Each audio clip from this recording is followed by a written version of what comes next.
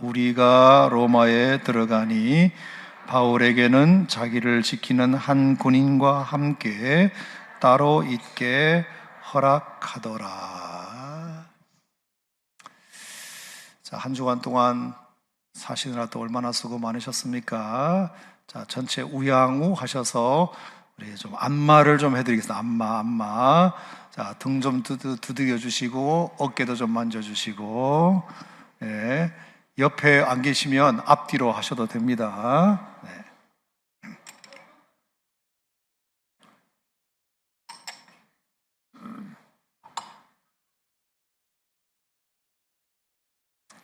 자, 반대로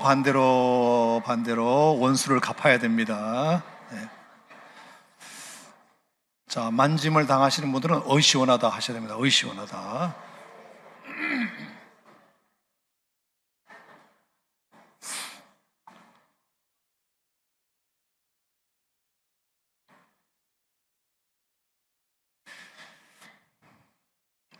네. 자, 오늘 말씀의 제목은 이제 하나님의 모자이크, 뭐 이런 제목인데요. 자, 지도를 하나 보여드리겠습니다. 자, 이스라엘에 가면은 이제 사해바다와 갈릴리 호수가 이제 있다는 건 다 아시죠? 이제 갈릴리 호수의 이제 북쪽 지역을 이제 보여드리는 건데, 서북쪽 지역에 보면 보이시는지 모르겠는데 타브가라는 지역이 보이죠. 그리고 화살표로 쭉 오른쪽 위에 가보면 거기가 이제 베세다. 거기서 유명한 사건이 오병이어의 기적이 있었던 넓은 들판이 있는 곳이 베세다이고요. 왼쪽에 화살표 끝나는 부분이 이제 타브가인데, 재밌는 것은 저 타브가 지역에 오병이어 기념교회가 있습니다. 저도 가봤지만 오병이어 기념교회 잠깐 보여드리겠습니다. 예, 외모는 저렇게 이제 바깥 모양은 저렇게 생겼고요. 이제 안에 들어가 보면 네, 저렇게 이제 성전이 있고 저기 강대상이 보이죠. 조금 더 가까이. 네, 저렇게 강대상이 있는데 저 밑에 보면 무슨 그림이 있어요. 하나 더 보여주세요. 네, 조금 더 가까이. 네, 저렇게 생겼어요. 오병이어의 기적이 이제 기념하는 이제 그 교회가 저 그림이 발견돼 가지고 그림이 발견된 곳에 교회를 세운 거예요. 그래서 이제 오병이어의 기념교회 이제 이렇게 되어 있습니다. 자, 근데 재밌는 것은 이제 몇 가지 궁금증이 있는데 사진을 좀 가만히 두고 계시고, 첫 번째는 왜 타브가 지역에 오병이어 기념교회가 있을까? 아까 말씀드린 대로 베세다 지역은 갈릴리의 동북쪽인데 거기에 그냥 교회가 있으면 말이 되는데 조금 10km 정도 떨어진 타브가 지역에 있었을까? 이제 그 얘기인데요. 제가 이제 여러 자료를 이렇게 찾아보면서 내린 제 나름의 결론은 이 타브가 지역, 가버나움에서 약간 떨어진 이 타브가 지역 사람들이 그 5,000명, 남자만 5,000명, 여자분들하고 아이들까지 포함하면 뭐 12,000명, 20,000명 됐다고들 하잖아요. 가장 많은 사람들이 이 지역 사람들 거기 가서 오병이어의 기적을 경험했으리라 생각합니다. 그러니까 자기 동네에다가 이 기념교회를 세운 거죠. 그러니까 베세다 지역에 세운 것이 아니라 우리 동네, 내가 사는 동네에 사람들이 여기다가 교회를 짓고 우리가 뭔가 주님의 그 오병이어의 기적을 경험하자. 그래서 여기 있는 사람들이 가장 많이 그 보리떡 5개와 물고기 2마리로 만든 그 기적을 보고 말씀의 은혜를 받고 배가 불렀던 사람들이 그 지역 사람들이지 않았을까, 그런 생각이 듭니다. 자, 두 번째 궁금증은 물고기 2마리는 저렇게 했는데 떡이 4개잖아요. 4개. 그죠? 4개 맞죠?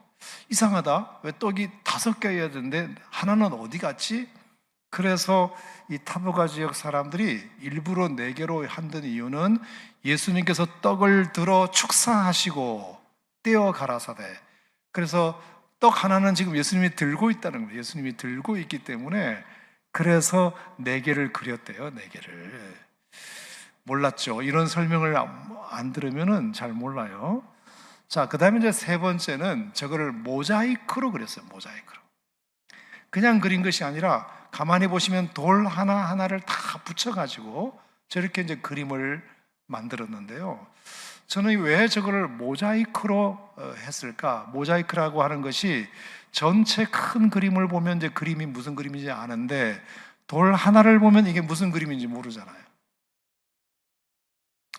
자, 요한복음 6장에 보면은 예수님께서 이제 들판에 많은 사람들이 모여 있는 그 무리들을 보시고 이제 때가 되어서 식사를 좀 챙겨줘야 되겠는데, 아시다시피 거기는 들판이고 마을도 가까이 있지 않고 사람들이 많이 모일 수 있는 공간이긴 했어도 허허벌판이기 때문에 가게가 있는 것도 아니고 집도 가까운 곳이 아니기 때문에 예수님께서 하실 말씀이 더 있으셨는지 몰라도 뭔가 끼니를 해결해 주고 싶은 마음이 들었습니다.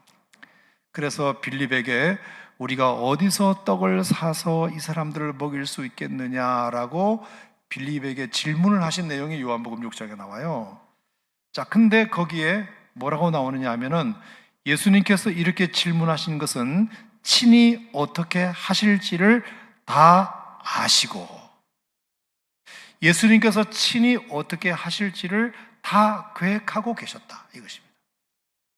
빌립에게 던진 그 질문은 그냥 던진 질문이 아니라 예수님께서 이 사람들을 무엇으로 어떻게 먹이실지에 대하여 예수님은 다 계획을 하고 계셨다는 겁니다. 그런데 그 질문을 받는 빌립이나 다른 제자들은 그 예수님의 의도와 계획을 몰랐던 거죠. 자, 이제 그림은 내려도 되고요. 예수님은 이미 하실 일을 마음속에 다 작정하고 계시고 질문하는 겁니다.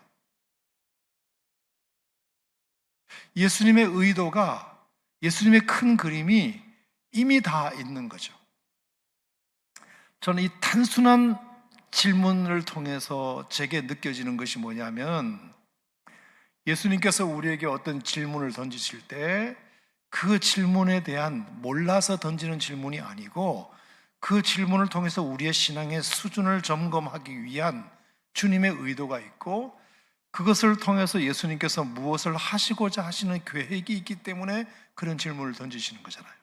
조금 더 확대하면 예수님께서, 하나님께서 우리에게 어떤 경험을 시키실 때도 그 경험 자체가 중요한 것이 아니고 그 경험의 순종함을 통해서 하나님께서 그 경험을 통해서 하나님이 뭔가 하시고자 하시는 계획이 있기 때문에 우리에게 어떤 경험을 시키시는 거란 말입니다. 하나님이 우리에게 어떤 말씀을 하실 때에도 그 말씀이 그냥 그 말씀 자체도 의미가 있지만 이 말씀에 우리가 순종하고 긍정적으로 반응할 때 하나님께서 그 다음 또 수순을 하나님께서 염두에 두시고 말씀하시는 경우가 허다하다는 뜻입니다. 예수님께서 물어보시는 의도가 있고 예수님께서 말씀하시는 의도가 있고, 그런데 빌립이나 제자들은 그것을 몰랐던 것입니다. 오병이어의 기적을 빈들에서 굳이 하신 이유도 예수님께서 있고, 마을 근처에서 하지 않으신 이유도 있고. 왜? 마을 근처에서 큰 마당에서 하면은 금방 사람들이 집이 가깝기 때문에 먹을 것을 구하러 얼마든지 갈 수 있으니까.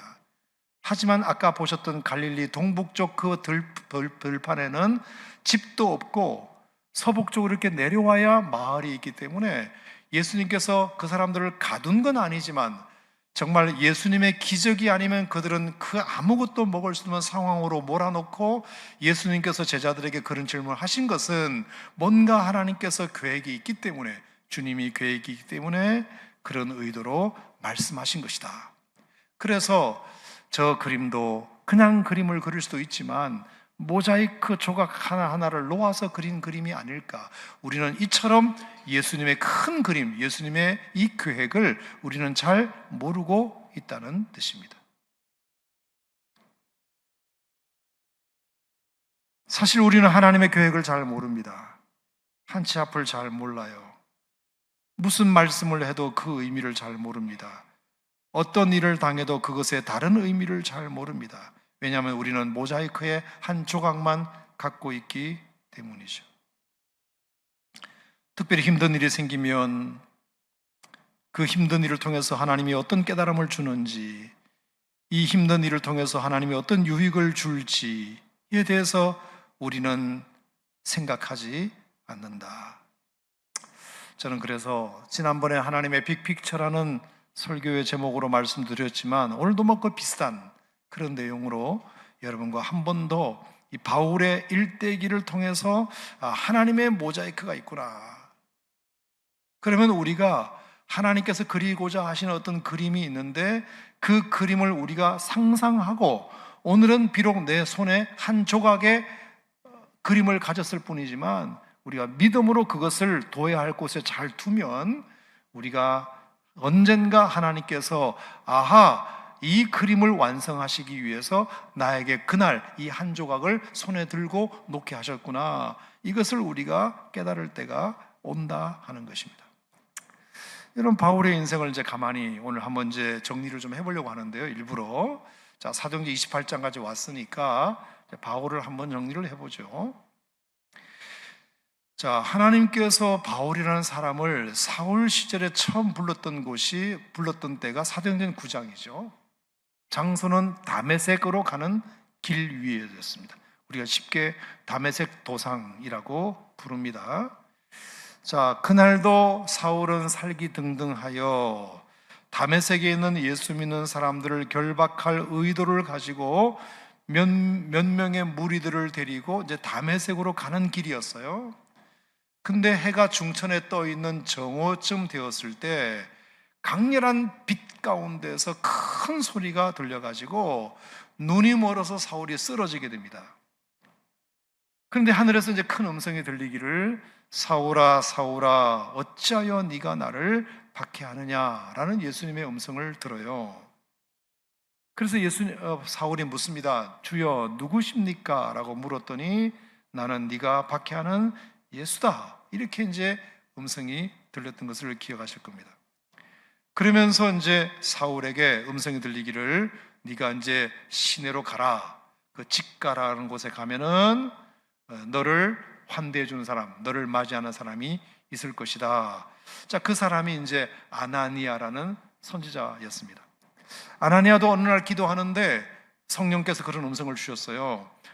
곧 너한테 어떤 사람이 올 텐데 사울이라는 사람이 올 거다. 그러니까 그 사울이라는 사람에게 안수를 해줘서 눈을 멀게 했기 때문에 그 눈의 비늘을 벗겨주고 그에게 사명을 주는 네가 일을 했으면 좋겠다. 자, 그랬을 때 그 아나니아가 뭐라고 말했죠?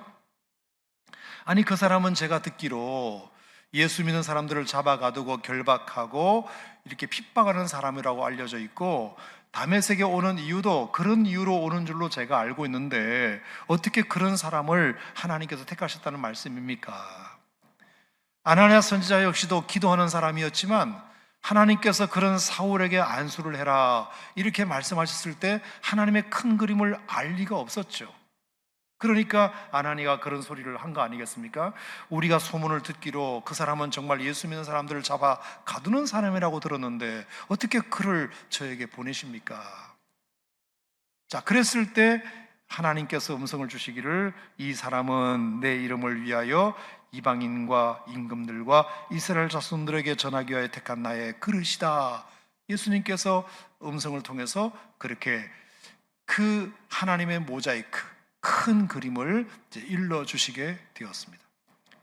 자, 이방인들과 임금들과 이스라엘 자손들에게 전하기 위하여 내 이름을 전하기 위하여 택한 나의 그릇이다 하는 이야기를 아나니아에게 전하고 그것을 아마 사울도 들었으리라고 생각합니다. 자, 도대체 이방인에게 임금들에게 이스라엘 자손들에게 라고 하는 말이 구체적으로 누구를 지칭하는지는 그때는 몰랐습니다. 근데 제가 이제 사도행전 28장을 쭉 읽다가 와, 참 놀랍다. 벌써 30년 전 이야기거든요. 사울이 다메섹 도상에서 예수님을 빛 가운데 만난 것이 20대였습니다. 지금 사도행전 28장은 50대가 되었어요. 적어도 30년 정도 지났을 즈음에 제가 사도행전 28장을 쭉 읽으면서 사울을 하나님께서 택한 그릇으로 삼으실 때 이방인들과 임금들과 이스라엘 자손들에게 전하기 위하여 택한 나의 그릇이라고 말씀하신 것이 어쩌면 사도행전 28장에 있는 이방인, 로마 사람, 임금들, 로마의 권력자, 이스라엘 자손들은 로마에 살고 있는 유대인들을 전도하기 위하여 이미 하나님께서 30년 전에 사울에게, 아나니아에게 주시는 음성을 통해서 그렇게 주님이 말씀하신 거였구나 라는 것을 알게 되었습니다. 그러니까 결국 20대의 정확한 나이는 모르지만 다메섹 도상에서 예수님을 만나 그를 향하신 하나님의 계획을 말씀하셨을 때만 해도 그건 그냥 한 조각에 불과한 말씀이었는데, 그 조각이 나중에 완성된 그림이 될 때는 30년이 훌쩍 지난 때였다.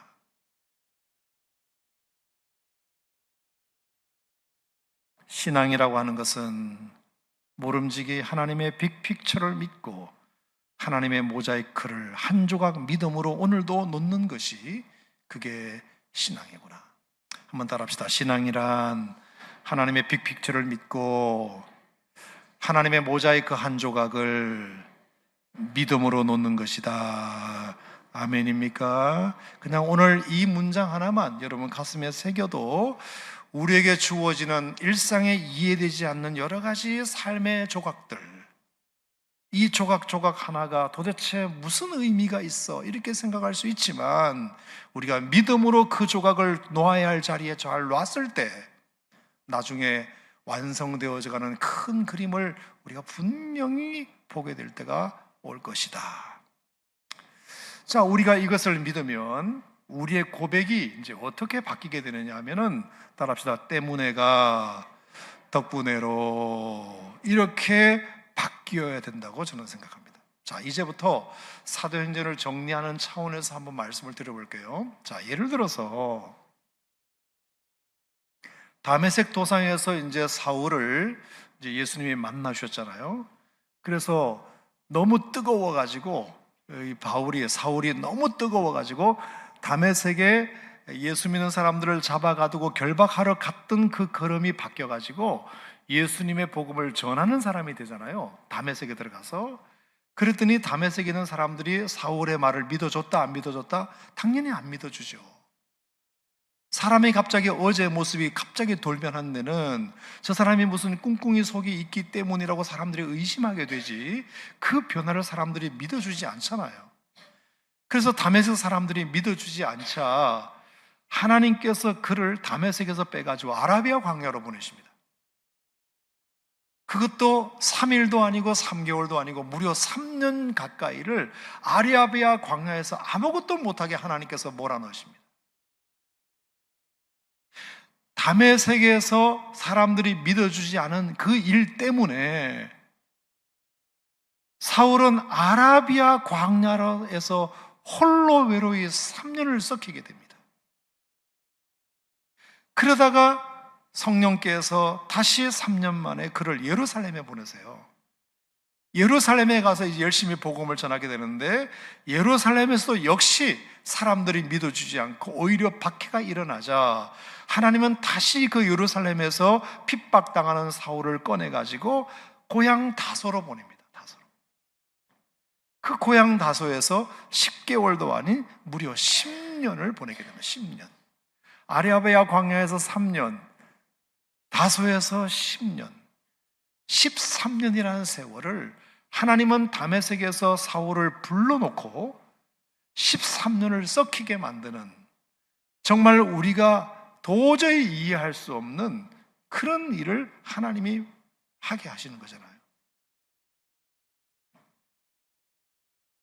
근데 여러분, 과연 다메섹에서 아라비아로 쫓겨가고 예루살렘에서 다소로 쫓겨간 그 13년의 세월이 사울에게는 허송 세월이었을까? 저는 그렇게 생각하지 않습니다. 사람은 크게 쓰임 받으려면 내공이 필요하거든요. 내공이 필요하거든요. 하나님께서 분명히 3년 더하기 10년, 도합 13년의 세월을 하나님께서 어떻게 사울을 준비시켰는지는 성경에 기록되어 있지 않기 때문에 자세히는 모르나, 그때 13년의 경험을 통해서 사울이 이제 바나바에 의해서 안디옥으로 부름받아 쓰임받을 때부터 바울은 죽기까지 일평생 단 한 번도 쓰러지거나 넘어지지 않고 어떤 핍박과 어떤 고난도 견뎌내면서 어떤 유혹도 이겨내면서 줄기차게 그 세월을 밀도 있게 살아가는 모습을 보게 됩니다. 설익은 과일로 하나님께서 쓰시지 않고 충분히 농익은 과일로 하나님께서 쓰시기를 원하셨던 것 같습니다. 처음엔 제 생각에 13년 섞일 것 같으면 13년 뒤에 부르시지, 왜 13년을 미리 땡겨서 불러놓고 13년을 하나님께서 아무것도 시키지 않냐, 저는 이렇게 생각했거든요. 근데 그 13년의 기간이 필요했던 겁니다. 필요했던 거예요. 충분히 내공을 쌓고 앞으로 사울의 인생 속에 어떤 유혹과 어떤 고난이 올지 모르기 때문에 충분히 하나님께서 그것을 통해서 준비시킨 그 덕분에 바울은 이제 바나바에 의해서 안디옥 교회로 부름받은 딱 그 시점부터 죽을 때까지 단 하루도 쉬지 않고 단 일주일도 방황하지 않고 주님 앞에서 온전히 밀도 있게 쓰임받은 것을 보면 저는 13년 때문에 허송세월 보낸 것이 아니라 13년은 덕분이 되어서 사도 바울로 하여금 정말로 밀도 있게 하나님 앞에 깊이 쓰임받다가 하나님 앞에 가지 않았을까 하는 생각을 하게 된다는 말입니다. 자, 그 이후로도 바울의 일대기를 가만히 보면, 자, 그래서 이제 안디옥에서 바나바와 바울이 이제 선교사로 파송을 받고 1차 전도 여행을 떠나잖아요.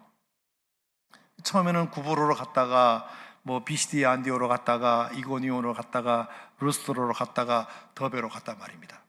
자, 그런데 그 여정이 정말 만만치가 않았어요.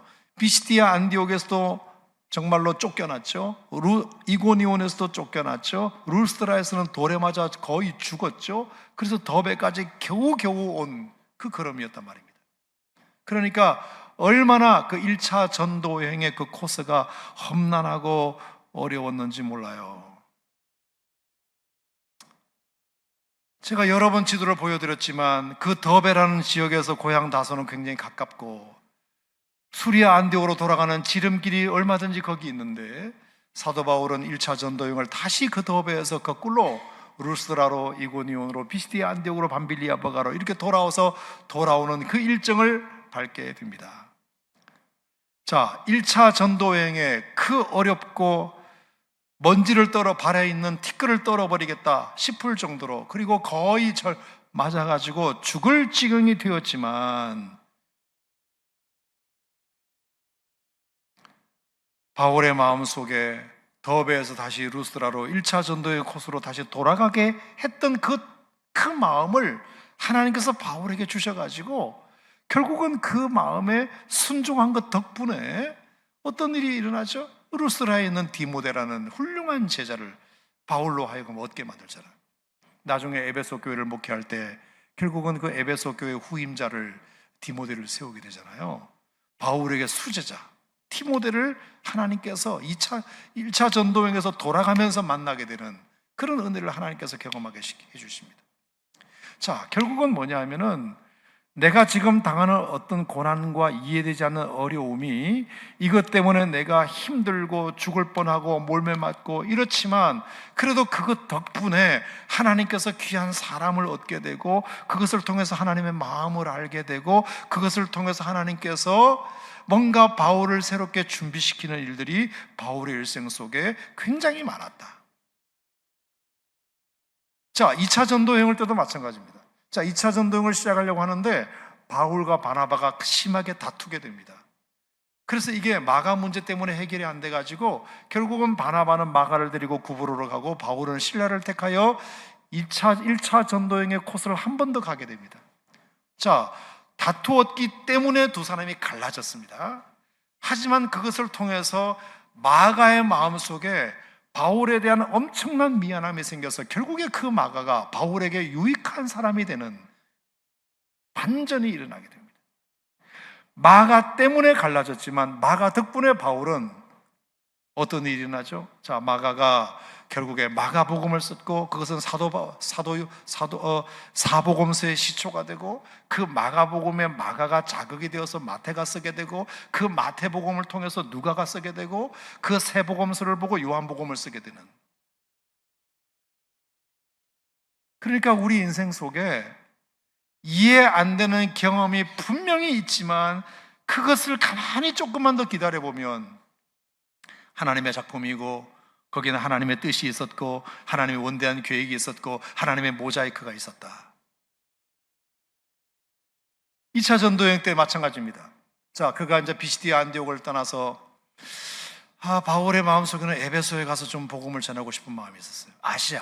아시아의 중심 도시 에베소로 가고 싶었습니다. 근데 자꾸 성령께서 그걸 자꾸 막으세요. 못 가게 하세요. 성령께서 막으신 것 때문에 그가 소원을 이루질 못했습니다. 그래서 쫓기고 가서 드로아에서 갔는데 거기서 마게도냐 환상을 보게 돼가지고 건너와서 우리를 도우라는 그 음성을 듣고 바울의 발걸음이 유럽으로 향하게 됩니다. 그리스로 향하게 되잖아요.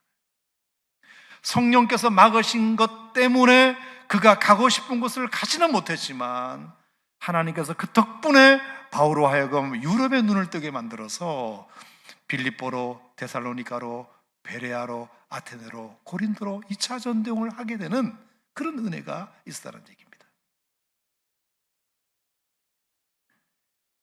빌립보에서는 어떤 일이 있었습니까? 점쟁이를 바울이 치료해 준 것 때문에 그 점쟁이의 점주가 결국에 자기가 점을 더 치지 못하게 돼서 수입이 끊기게 되자 바울을 고발해가지고 감옥에 넣었죠. 남을 치료해 준 것 때문에 결국은 바울은 감옥에 갇히게 되었지만 결국에 그 감옥에 갇힌 덕분에 어떤 일이 일어났습니까? 빌립보 간수가 주 예수를 믿으라 그리하면 너와 내 집이 구원을 얻으리라. 아멘. 그 간수가 구원받고 루디아의 그 교회가 더 탄력을 받는, 빌립보 교회가 탄력을 받는, 그래서 사도행전 28장에서 셋집에서 로마의 가택연금 가운데 있을 때 빌립보 교회가 보내준 헌금으로 그 셋집에 그 월세를 내고 살았단 말입니다. 다 하나님께 기가 막히게 다 다음에 어떤 일을 위해서 미리 하나님께서 포석을 놓아주시고 그것이 포석을 놓았을 때는 그것이 무슨 의미가 있을지 몰랐지만 나중에 보니까 이것이 이렇게 쓰이고 이것이 저렇게 쓰이고 이것이 이렇게 쓰이고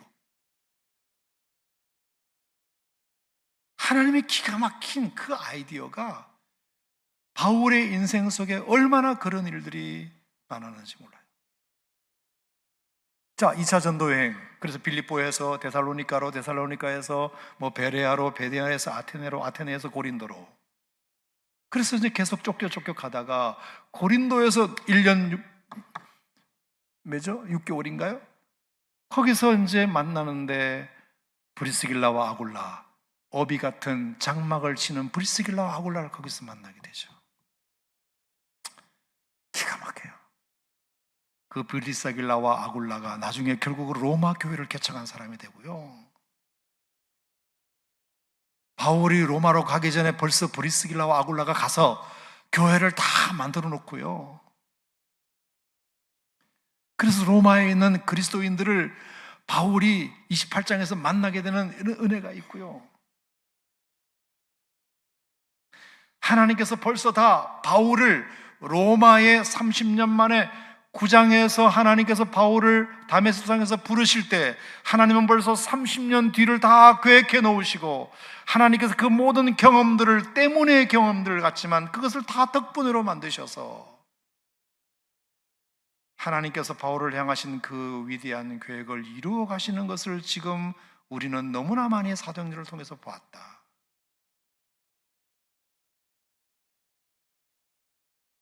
3차 전도여행 때는 에베소에 가서 드디어 그리우던 에베소에서 3년을 목회를 해요. 두란노 서원에서 열심히 가르쳤어요. 근데 결국에 거기서도 뭔가 박해가 일어나가지고 바울이 쫓겨나게 되어서 결국에 다시 한 번 더 그리스를 방문하게 되는, 그 일을 통해서 바울은 어떤 일을 하게 되죠? 그 그리스를 다시 방문함으로 말미암아 예루살렘 교회에 흉년의 헌금을 거두게 되는 일이 벌어집니다. 그래서 빌립보에서, 데살로니가 교회에서, 베레아 교회에서, 아테네 이 고린도 교회에서 바울이 헌금을 거둬요. 헌금. 예루살렘에 흉년이 났다는데, 예루살렘 교회는 우리가 모교회인데, 우리는 우리 어머니 같은 교회인데, 바울 선생님, 우리가 이 소식을 듣고 어떻게 우리가 가만히 있을 수 있겠습니까? 그러니까 예루살렘 교회에 우리가 적지만 헌금을 모았으니까 선생님 좀 갖다 주시면 안 되겠습니까? 그래서 바울은 그들의 헌금을 걷어가지고 밀레도라는 곳에서 에베소 교회 장로들을 만나서, 제가 이제 나의 달려갈 길과 주 예수께 받은 사명, 하나님의 은혜의 복음을 증언하는 일을 마치려 하면은 내가 조금도 생명을 아끼지 않겠습니다라는 각오로 내가 예루살렘으로 가겠습니다. 장로님들 저를 위해서 기도해 주세요.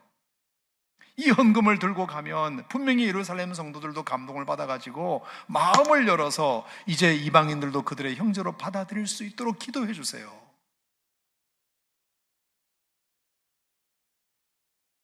그래서 그 헌금을 들고 바울이 예루살렘에 온 거잖아요.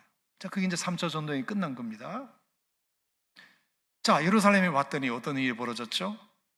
예루살렘 성도들이 바울의 그 호의와 그 이방인들의 그 헌금을 받아들이는 것을 고맙게 받는 것이 아니라 무슨 이렇게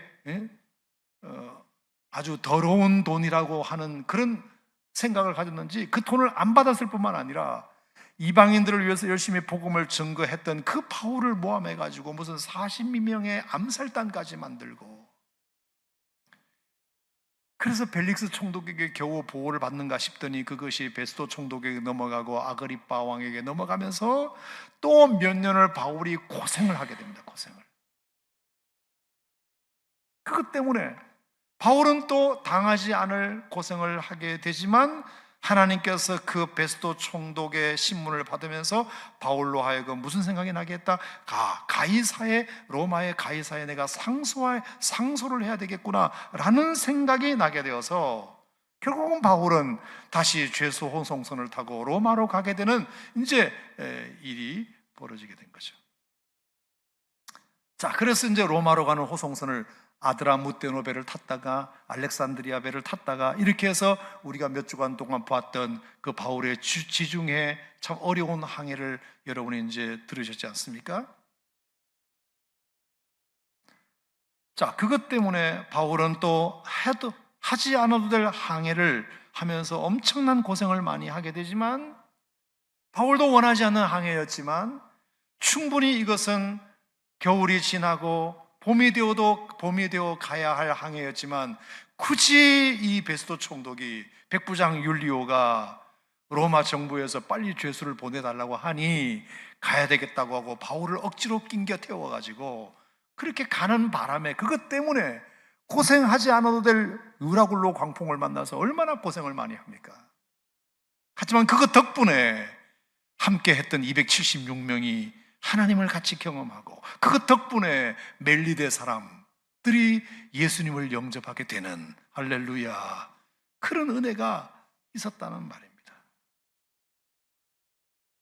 자, 그 죄수 호송을 담당했던 백부장 율리오도 마찬가지죠. 자, 백부장 율리오 때문에 어떤 일이 벌어졌죠? 멜리데 미항에서 나자고 바울은 주장했는데, 이 백부장 율리오가 하도 고집을 피웠기 때문에 베닉스로 가려고 하다가 유라굴로 왕국을 만났잖아요. 백부장 율리오가 선장과 선조의 말을 듣지 않고 바울의 말을 들었더라면 충분히 미항에서 겨울을 날 수도 있었을 텐데, 백부장 율리오가 선장과 선조의 말을 더 믿었기 때문에 그런 일이 벌어졌어요. 그런데 결국은 백부장 율리오 덕분에 어떤 일이 일어나죠? 백부장 율리오가 바울 편이 되어주고, 그래서 나중에 보디올이라는 곳에 이르렀을 때 7일 동안 형제를 만날 수 있도록 백부장 율리오가 배려해주고, 할렐루야. 그리고 로마 정부에 도착했을 때 베스도 총독이 주는 서한에다가 백부장 율리오의 참고 발언을 보태가지고, 죄수는 당연히 철장 있는 감옥에 가둬야 되지만 이 사람은 굳이 그러지 않아도 됩니다. 그리고 바울을 고소한 고발자들이 저 예루살렘에서 올 때까지만이라도 자유롭게 셋집에서 병사 하나를 대동해가지고 그렇게 지키도록 하면 될 것 같습니다 라고 그에게 자유를 주는 이런 놀라운 일이 백부장 율리오를 통해서 일어나게 됩니다.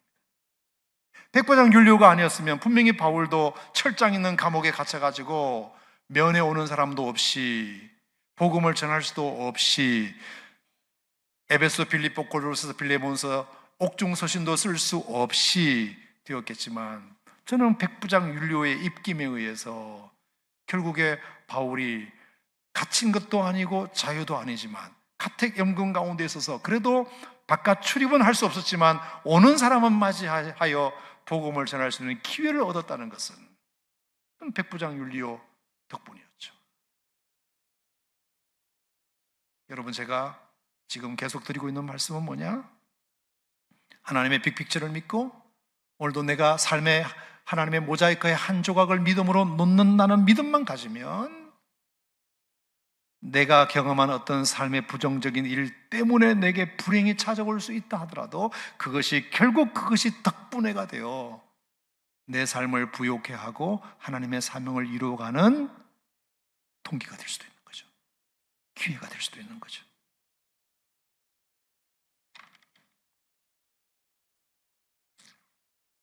그래서 2년이라는 세월을 바울이 가택연금 가운데 보내게 된 겁니다. 자, 그 2년이라는 세월, 정식 재판을 기다려야 되는 2년이라는 세월, 예루살렘에서 고발한 사람이 곧 올 줄 알았는데 그 사람들이 나타나지 않은 것 때문에 바울은 2년이라는 시간을 벌게 되고요, 그 2년은 시간 동안 바울을 찾아오는 수많은 사람들에게 복음을 전할 수 있는 기회가 되고, 그리고 에베소, 빌립보서, 골로새서, 빌레몬서라는 위대한 옥중 서신을 그 2년이라는 기간 동안 쓰게 되는 겁니다. 지루한 기다림의 시간 때문에 그거 덕분에 말씀을 전하고 그리고 옥중 서신을 기록할 수 있고. 자, 오늘 설교는 다 한 것 같습니다. 골자는 우리의 인생 속에 닥치는 여러 가지 힘들고 이해 안 되는 어려움 때문에 내가 때로는 울기도 하고 때로는 어렵게 느껴지기도 하고 그것 때문에 내가 너무 힘든 시간을 보낼 때도 분명히 있지만 우리가 그것을 믿음으로 그것을 바라보고 해석하고 하나님의 분명한 모자이크 한 조각을 여기에다가 놓게 하시는 이유가 있을 거라고 믿으면 반드시 여러분의 인생 순간, 어느 순간 하나님께서 하나님의 그 모자이크 그림을 보게 하실 날이 올 것이다. 자, 그 얘기를 여러분에게 드리는 겁니다. 우리는 그런 믿음을 가지고 살아야 되죠. 믿음이라고 하는 것은 그런 겁니다. 자, 이제 마지막으로 오늘 본문 말씀을 이렇게 보면 사도행전 28장 20절 말씀인가요? 자, 20절에 보면 이러므로 너희를 보고 함께 이야기하려고 청하였으니 이스라엘의 소망으로 말미암아 내가 이 쇠사슬에 매인 바 되었노라. 저는 사실 이 구절을 이렇게 그냥 대충 읽었거든요. 근데 여기 보니까 쇠사슬에 매인 바 되었노라 이렇게 되어 있어요. 자, 여기만 그렇게 되어 있다면 또 모르겠지만 에베소서 6장 20절에도 보면 쇠사슬에 매였다라는 표현이 또 나와요. 자, 이 에베소서는 가택연금 기간에 기록한 옥중서신이거든요. 자, 두 군데에서 바울은 가택연금을 받으면서 쇠사슬에 매여 있었다고 고백을 했어요. 자, 쇠사슬에 매여 있었다는 말은 뭐냐면은 감옥에 갇혀 있는 대신에, 갇혀 있지 않게 하는 대신에 가택연금에 있으니까 병사 한 사람을 보조로 지키겠습니다. 그렇죠? 병사 한 사람을 지키겠어요. 근데 이 병사 한 사람을 지키는 것 가지고는 사실은 이 죄수가 어떻게 도망갈지를 어떻게 다 합니까? 병사 한 사람이 밤 잠도 자야 되고 밥도 먹으러 가야 되고 화장실도 가야 되고, 그러니까 그 순간에 죄수가 도망가 버리면 그것은 죄수를 관리하지 못한 책임을 져야 되는 거잖아요.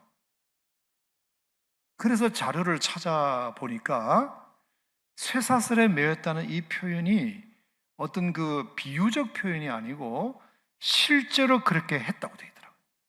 그러니까 어떻게 되어 있다? 병사가 그냥 바깥에서 현관문에서 보초를 서는 정도가 아니고 진짜 쇠사슬에 병사와 묶은 거예요. 옛날에는 어떻게 사람을 묶었냐면은 병사와 죄수를 수갑을 채울 때 하나씩 채우는 거죠. 하나씩.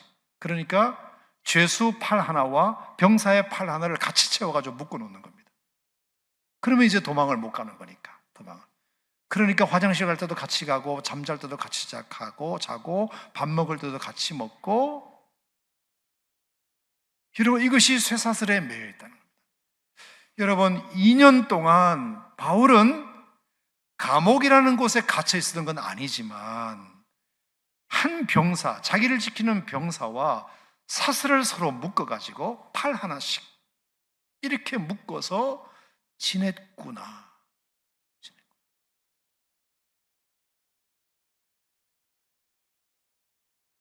그러면 제 생각에, 자, 그러면 병사의 오른팔이었을까, 병사의 왼팔이었을까? 바울의 오른팔이었을까, 바울의 왼팔이었을까? 자, 어떻게 생각하세요? 보통 사람은 오른손잡이이기 때문에 바울에게 오른손을 허락했을까요? 아니면 병사가 오른손을 허락했을까요? 병사에게 오른손이 필요하죠. 아무래도 도망가려고 하면 이렇게 치면 되니까. 자, 그러니까 틀림없이 두 사람을 쇠사슬에 묶었다는 것은 이것이 사실이라면 병사의 왼팔과 바울의 오른팔이었을 것입니다. 아무래도 왼팔이 힘이 약하니까. 그래서 경찰들이 수갑을 채워가거나 아니면 이렇게 뭘 할 때도 보면은 항상 이렇게 경찰의 왼손, 범인의 오른손. 그게 유사시에 대비하기 위한 방법이니까요. 그래서 제가 오늘 성경을 읽는데 너무 감동이 됐던 부분이 이 부분이에요. 그러면 바울이 에베소서, 빌립보서, 골로새서, 빌레몬서를 이 2년 동안 썼다고 했는데 왼손으로 썼구나. 여러분, 저도 오른손 사람이기 때문에 왼손으로 이렇게 글씨를 쓰면요, 하나님이 나를 사랑하신다는 글을 쓰는 것 자체도 되게 오래 걸려요. 삐뚤삐뚤 쓰게 돼요.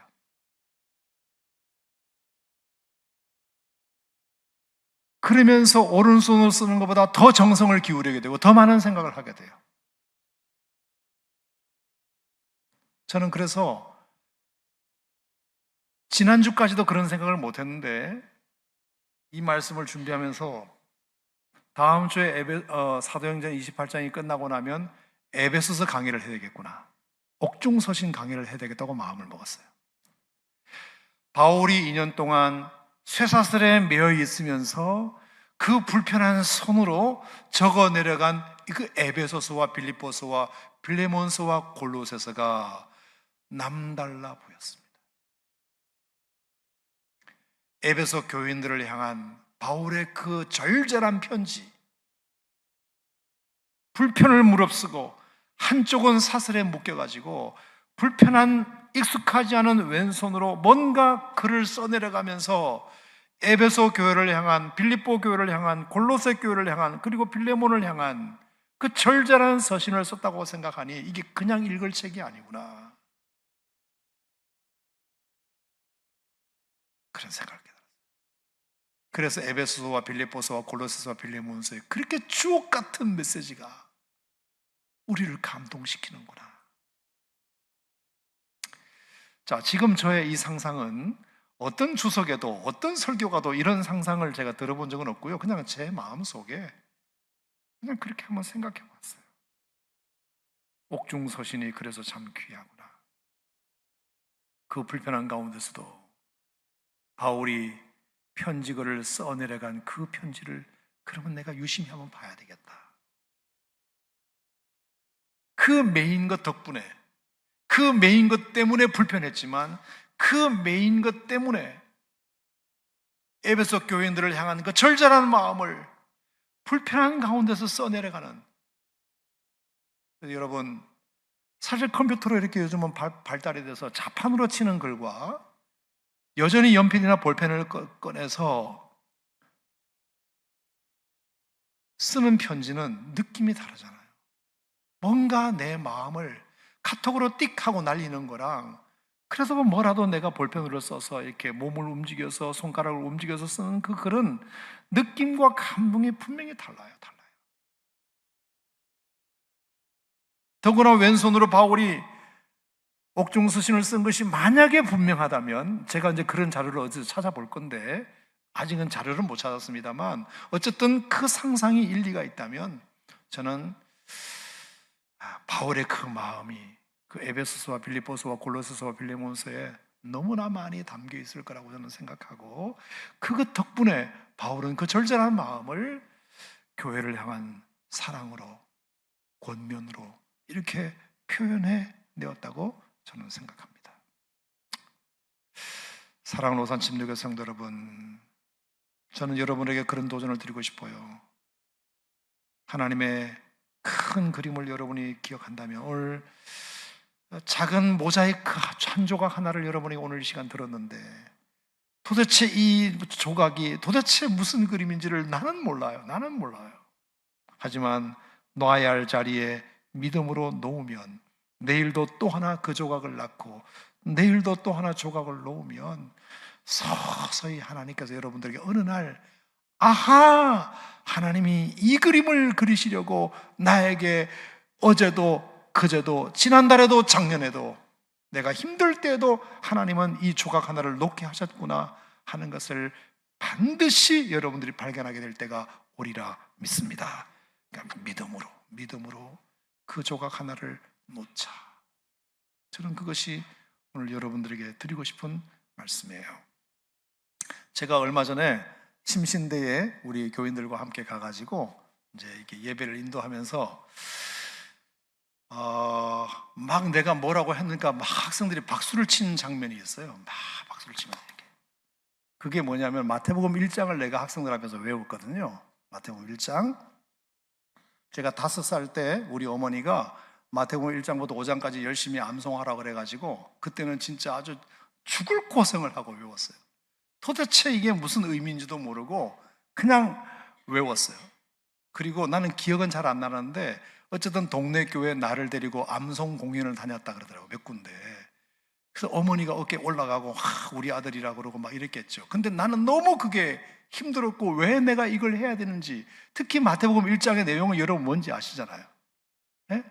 아브라함이 이삭을 낳고 이삭이 야곱을 낳고 야곱은 유다와 그의 형제를 낳고 유다는 다말에게서 베레스와 셀을 낳고 베레스는 헤스론을 낳고 헤스론은 람을 낳고 람은 아미나답을 낳고 아미나답은 나손을 낳고 나손은 살몬을 낳고 살몬은 라합에게서 보아스를 낳고 보아스는 루덱에서 오벳을 낳고 오벳은 이스를 낳고 이스는 다윗 왕을 낳으니라. 여러분, 이것이 5살짜리에게 무슨 의미가 있는 구절입니까? 차라리 요한복음 3장 16절이면 몰라.